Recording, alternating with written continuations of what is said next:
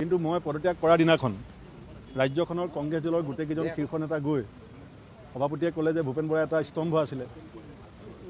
সভাপতিয়ে ক'লে যে মই মাফ খুজিছোঁ আৰু যেতিয়া মই পদত্যাগ পত্ৰ উঠাই নল'লোঁ তেতিয়া তেওঁলোকে মোক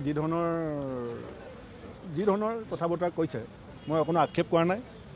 মই উপনিষদত পঢ়িছিলোঁ যে বদনাম এইটো আমি এটা শব্দ বুলি ভাবোঁ। বদনামটো বদ মানে বেয়া, নাম মানে সুনাম, দুটা সংস্কৃত শব্দ মিলি পেলাই বদনামটো হৈছে। এতিয়া যিদিনাখন মই আছুৰ পৰা কংগ্ৰেছলৈ আহিছিলোঁ 93 চনত, তেতিয়াও মোৰ বদনাম ওলাইছিলে। কিন্তু সেইজন ভূপেন বৰাই গৈ অসম বিধানসভাত শ্ৰেষ্ঠ বিধায়কৰ বঁটা পালে আৰু কংগ্ৰেছ দলে অসম প্ৰদেশ কংগ্ৰেছৰ সভাপতি পাতিলে। এতিয়া মোৰ বদনাম ওলাইছে।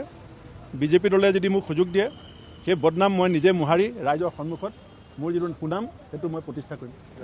নাটক বুলি মই নকওঁ, নাটক বুলি নকওঁ, মোক ভাল পায় আৰু যেতিয়া লক্ষ্মণ বৰ্জন হৈছিলে, এতিয়া কথাটো লক্ষ্মণ বৰ্জনটো হৈছে, এতিয়া তেওঁলোকে মোক বৰ্জন কৰা নাই, মই তেওঁলোকক বৰ্জন কৰিছোঁ।